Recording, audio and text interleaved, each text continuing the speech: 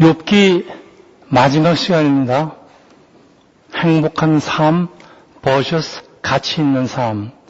욥기 42장 10절부터 17절까지 봉독했습니다.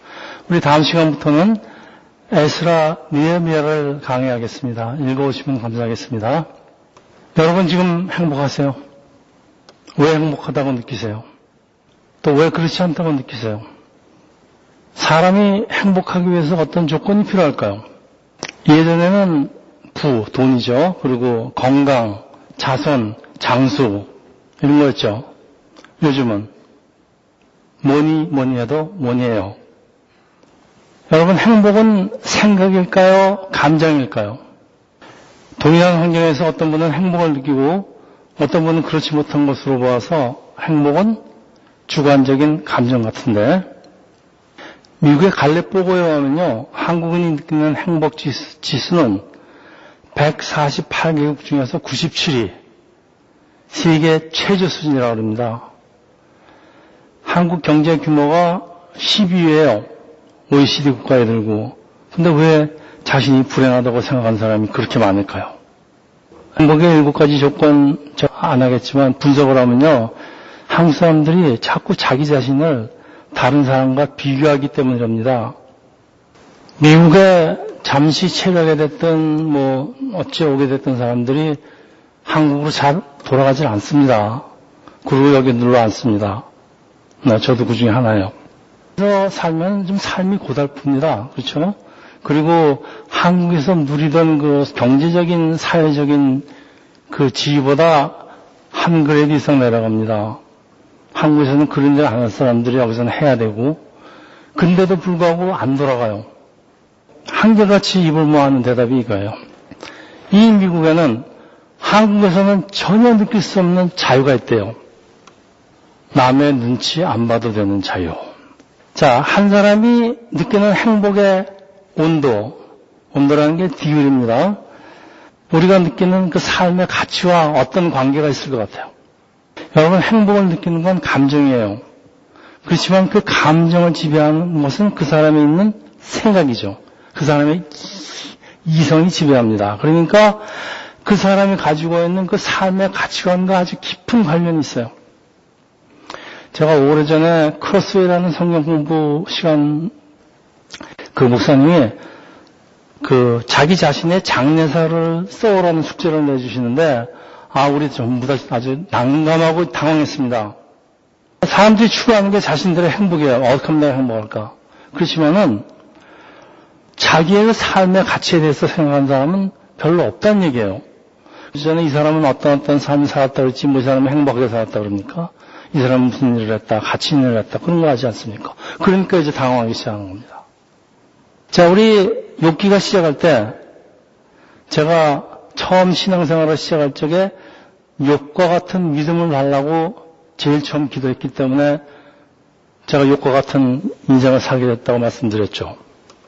근데 왜 그런 기도를 했을까? 지금 생각해보면요, 참 욥도 멋있어요. 그 환난 중에서도 참 그 하나님을 찬송하는 것도 멋있고, 또 욥한테 나중에 갚아주시는데 그것도 2배로 갚아주신단 말이에요. 이건 하나님 더 멋있어. 하나님도 멋있고 욥도 멋있고 나도 저렇게 멋있고 싶다.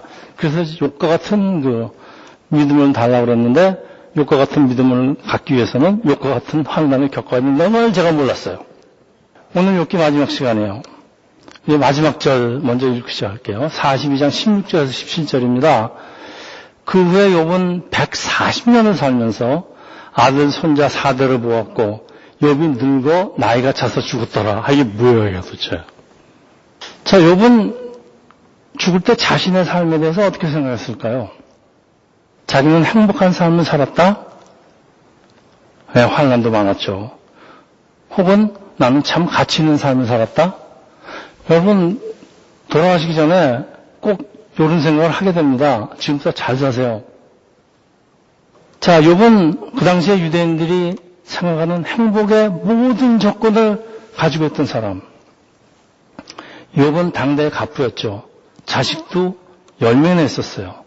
어디 그뿐입니까? 하나님한테 칭찬을 듣다가 그렇게 경건한 사람이었기 때문에 욥의 환난이 시작됩니다. 그러니까 세상적으로 보나 영적으로 보나 완전한 행복의 조건을 갖고 있던 사람이에요. 그러니까 세상적인 행복과 또 하나님의 백성으로서 가치관, 이 모두를 만족시키던 사람처럼 보입니다. 그러나 여러분 한순간에 이 모든 것이 사라지는데 심한 환난 중에 행복을 느끼는 사람은 없겠지만은 그 사람에게 있던 그 삶의 가치, 삶의 의미, 그건 어떻게 되는 거예요? 내가 행복하다고 느끼지 않으면은 그 삶의 가치도 없는 거예요?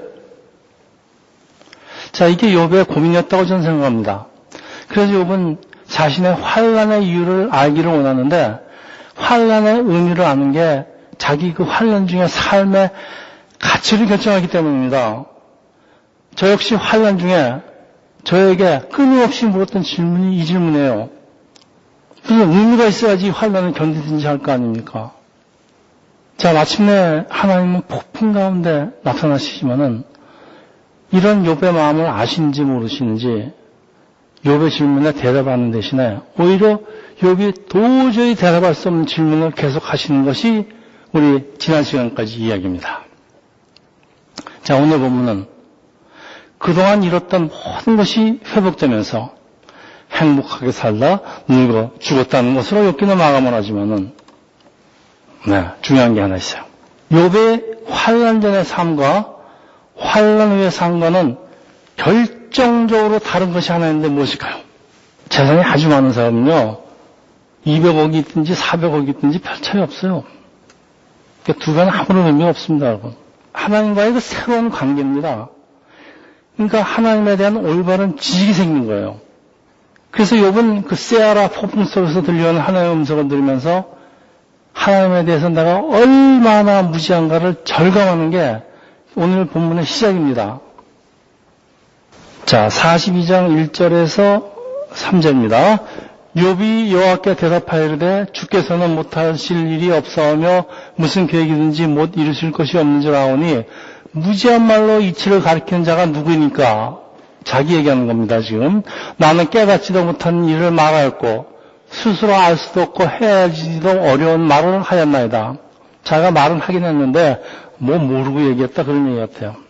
하나님이라면은 마땅히 이렇게 하셔야 하고 한다고 생각했던 것이 그게 얼마나 어리석은 생각이었는지, 자기가 전에는 하나님을 안다고 생각했던 것이 얼마나 잘못된 것임을 알게 되었기에 하나님을 알지 못하는 사실을 알게 된 것이 진정한 지혜다. 그런 고백이에요. 자기에게 있는 무지를 깨닫는 것이 바로 지혜다. 이건 누가 한 말인지 아십니까? 소크라테스가 한 말입니다. 이 무지에 대한 지, 그러니까 I know only one thing, that I do nothing. 이 가르침이에요. 소크라테스 가르침입니다. 나는 아무것도 모른다는 그 지혜, 위즈덤을 구하는 것이 인간이 행복하게 사는 가장 큰 열쇠라고 사람들을 가르쳤다고 소크라테스는 아테네 법정에서 사형 선고를 받고 독역을 맞고 죽게 됩니다. 신을 모독하고 젊은 사람들을 잘못 가르친다고. 자, 세상이 내 생각대로 움직일 거라는 착각을 여러 번 다 갖고 사십니다. 특히 젊은 분들은. 그 사람들이 말들이 많아요. 머리도 상당히 복잡해지고 생각하려니까.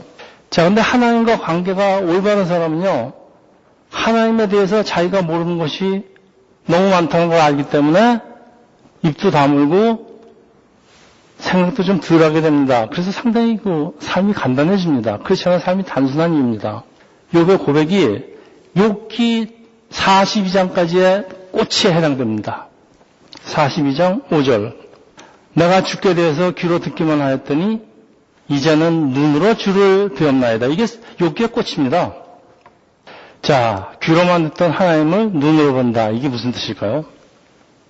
로마서 10장 17절에 믿음은 들음에서 나며, 그러니까 믿음은 예수 복음에 대해서 들어야 생기기 때문에 그래서 들음에서 나고 부지런히 예수를 전해야 한다는 말씀인데, 백문이 불여일견이라는 말씀 아시죠? 100번 듣는 것보다 한 번 보는 게 낫다. 또 Seeing is believing이라는 영어 속담도 있습니다.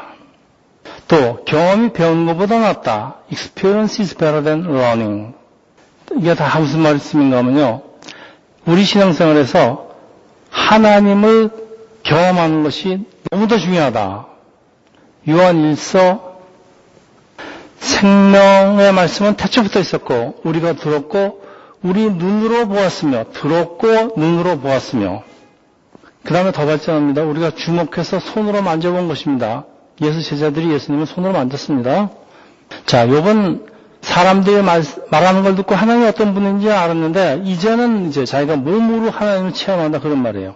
그래서 하나님을 직접 만나는 이 체험은 우리 신앙을 도약하게 합니다. 그리고 하나님을 만나고 제일 먼저 일어나는 일은 자신이 누군지를 알게 되는 것. 그 결과는 가치관이 바뀌고 나의 중심에서 하나님의 중심으로 바뀌는 성령의 역사가 일어나는데 이걸 회개 혹은 거듭난다고 그럽니다. 그 42장 6절에요. 그러므로 내가 스스로 거두어들이고 티끌과 제 가운데 회개하나이다.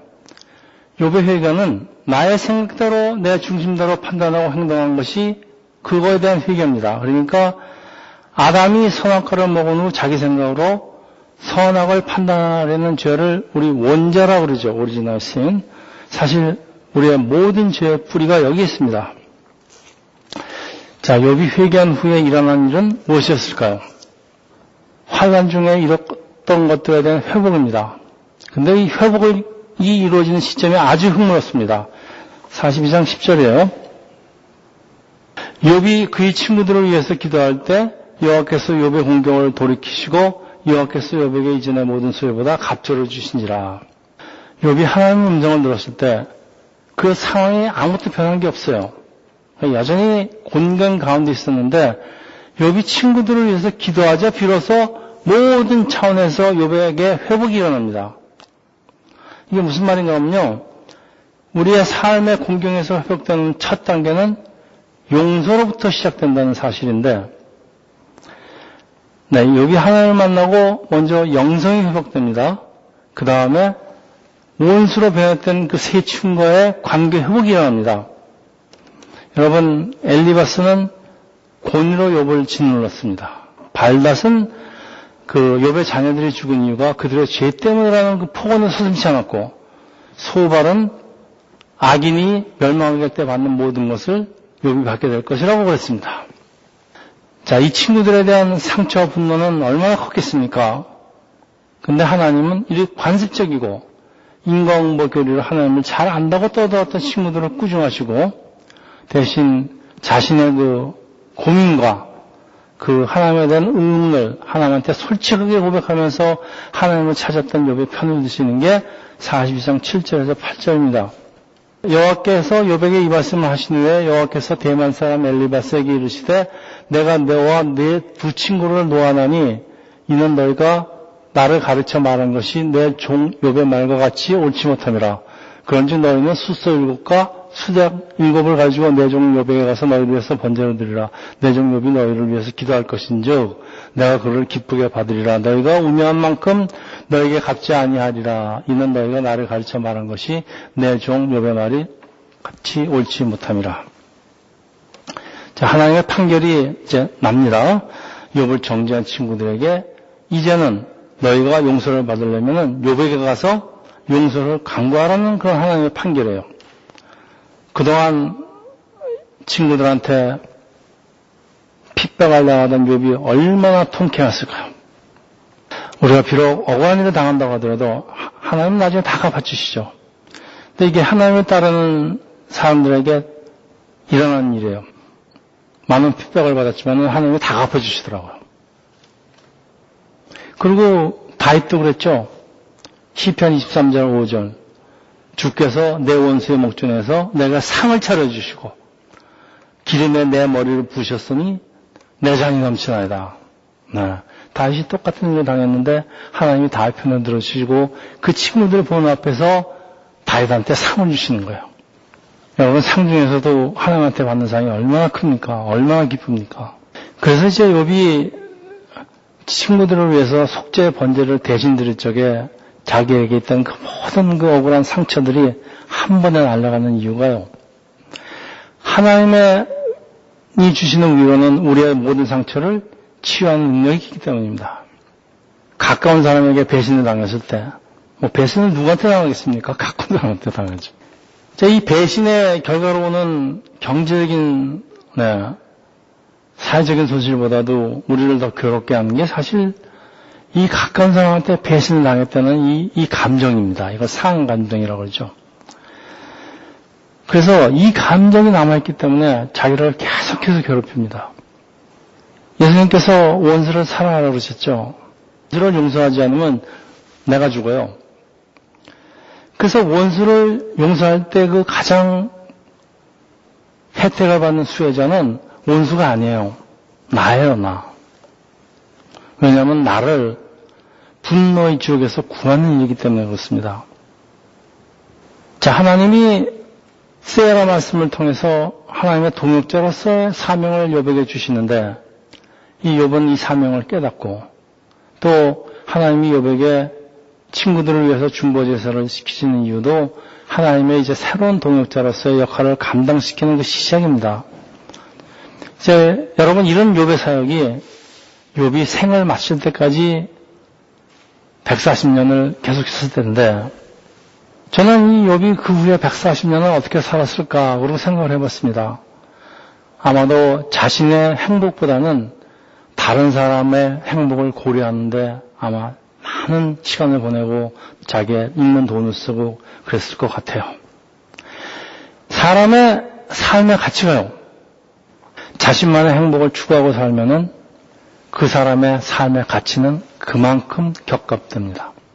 자, 이제 계속해서 일어나는 것이 사회적인 위치의 회복입니다. 여러분, 욥이 가장 고통스러웠던 것 중에 하나가 제 생각에는 이 사회에 따돌림 받은 것일 거예요. 자, 욥을 떠나갔던 형제 자매들이 그리고 전에 알던 사람들이 돌아온 게 42장 11절입니다. 이에 그의 모든 형제와 자매와 이전에 알던 이들이 다 와서 그의 집에서 그와 함께 음식을 먹고 여호와께서 그에게 내리신 모든 재앙에 관해서 그를 위해서 슬퍼하며 위로하고 각각 캐시타 하나씩과 금고리 하나씩을 주었더라. 그리고 이제 계속해서 회복이 일어났는데 경제적인 회복과 이뤘던 가정의 회복입니다. 이게 42장 12절에서 13절입니다. 여호와께서 욥의 말년에 욥보다 처음보다 더 복을 주시니 그가 양 14,000과 낙타 6,000과 소 1,000결이와 암낙이 1,000을 두었으며 아들 7과 딸 3을 두었으며 욥이 처음에 있던 아들 7과 딸 3의 수는 전과 똑같아요. 근데 흥미로운 게 하나 있어요. 42장 14절에서 15절. 그가 첫째 딸은 여미마라 이름하였으며 둘째 딸은 그시아라 이름하였고 셋째 딸은 게렌 합북이라고 이름하였으니 모든 땅에서 욥의 딸들처럼 아리따운 여자가 없었더라. 그들의 아버지가 그들에게 그들의 오라비들처럼 기업을 주었더라. 네. 딸들의 이름이 소개되는데 고대 중종에서 아름다운 연을 상징하는 이름들이라고 합니다. 그러니까 굉장히 아름다웠던 것 같아요. 모두 특유한 그 아름다움과 매력이 있었다고 전승이 전하는데 참 이렇게 아름다운 딸들이 있는 그 부모의 마음은 얼마나 자랑스러울까요? 자, 더 놀라운 게 있는데 이 딸들에게 아들처럼 유산이 주어진다는 거예요. 여자는 상속을 받지 못하는 그 고대 이스라엘에서는 있을 수 없는 일이에요. 근데 욥에게는 일어납니다. 42장 16절입니다. 그 후 욥이 140년을 살면서 아들과 손자 4대를 보았고 여러분 이 장수하고 자손의 번성은 당시의 행복의 필수 조건입니다. 42장 17절 욥이 늙어 나이가 차서 죽었더라. 늙어서 나이가 차서 죽었다. 이게 무슨 복일까 하죠. 11개 보면요. 군대 장관 요압에 대해서 다윗이 아들 솔로몬에게 하는 유언이 있습니다. 11개 2장 6절입니다. 내 지혜대로 행하여 그의 백발이 평안히 수월에 내려가지 못하게 하라. 무슨 말인가 하면요. 요압이 늙어 죽지 못하게 하라.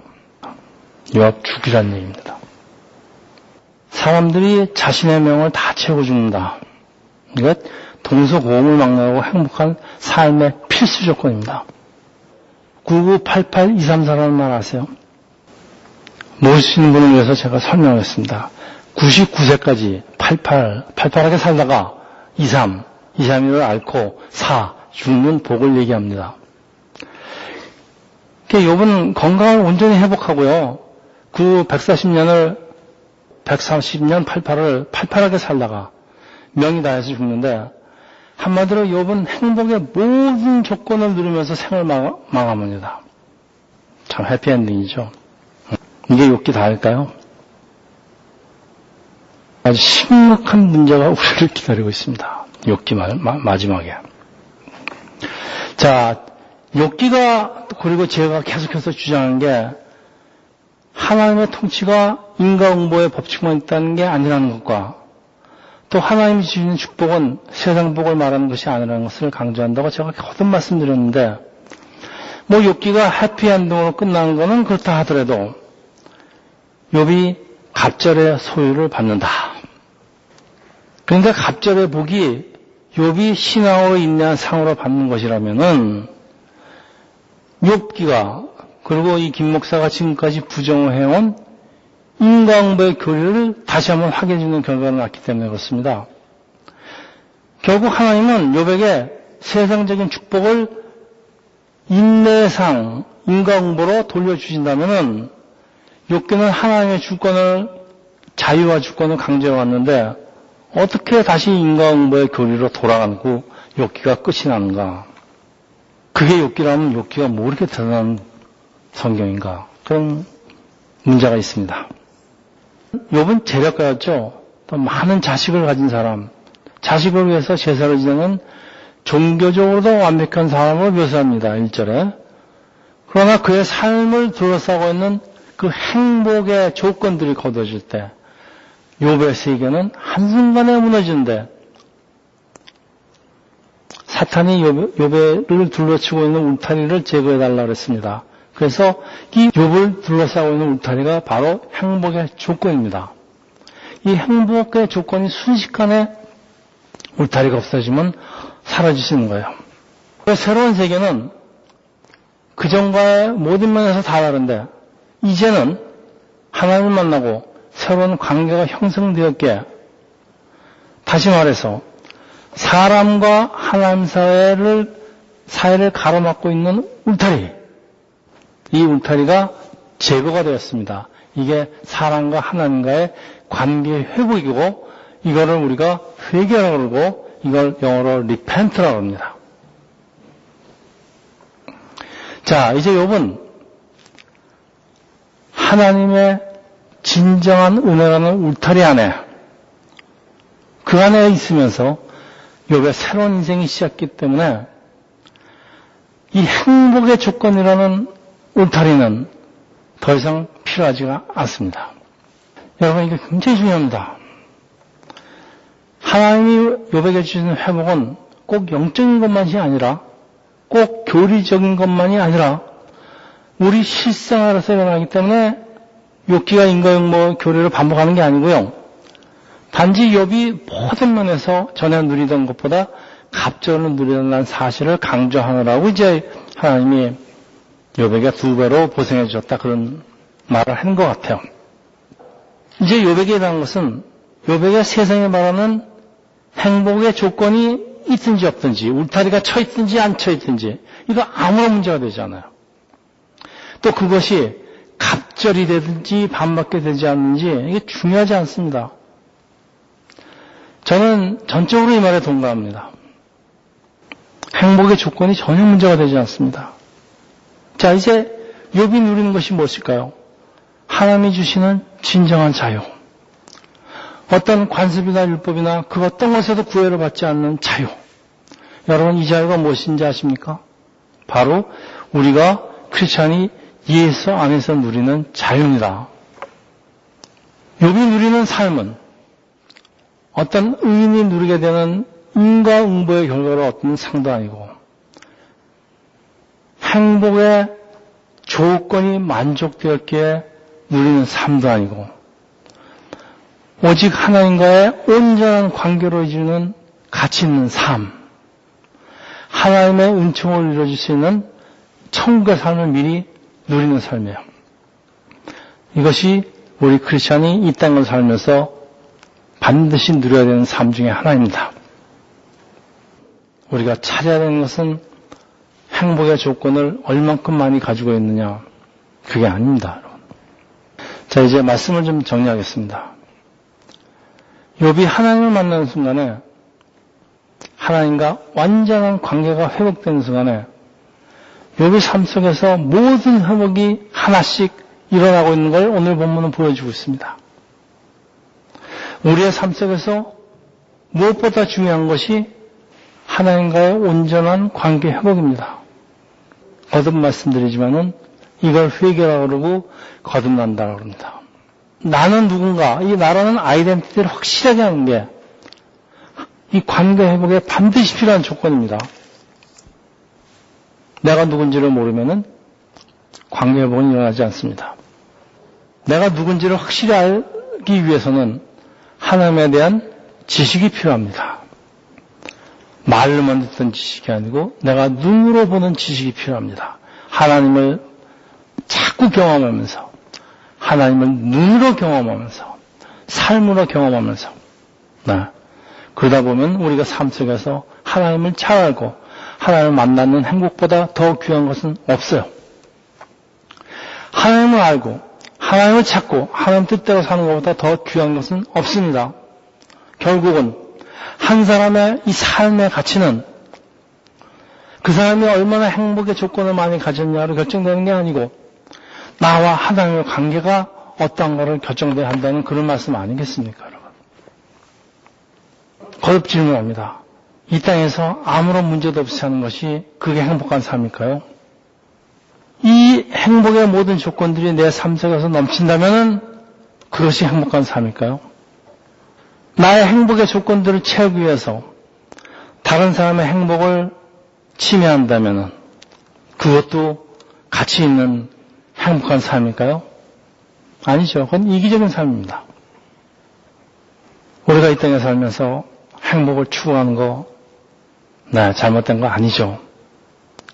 그렇지만은 자기 자신만의 행복을 너무 몰두하다 보면은 다른 사람의 행복을 고려하지 않기 때문에 나의 삶의 가치는 그만큼 격감합니다. 여러분, 욥의 환란이 얼마 동안 계속됐을 것 같아요. 성서학자들의 의견이 갈립니다. 근데 저는 기간에는 아무런 의미가 있는 것 같지 않아요. 여러분, 환란을 당하는 동안의 삶을 행복한 삶이라고 할 수는 없어요. 참 힘들어요. 그렇다고 그 삶이 행복하지 않다고 해서 가치 없는 삶이었을까요? 저는 10년의 이런 세월이 있었지만 저는 그렇게 생각하지 않습니다. 상당히 가치 있는 삶이었습니다. 우리의 삶 속에서 크고 작은 불편이 함께한다고 해서 행복의 조건이 채워지지 않아지면은 불편합니다. 돈이 없어서 불편하고 건강이 좀 약해지면 불편하고 다 불편합니다. 그게 불행한 삶이에요. 그렇다고 가치 없는 삶이에요. 제가 눈 때문에 상당히 좀 어려움을 받고 있지만 그렇다고 제가 가치 없는 삶입니까? 제 삶이.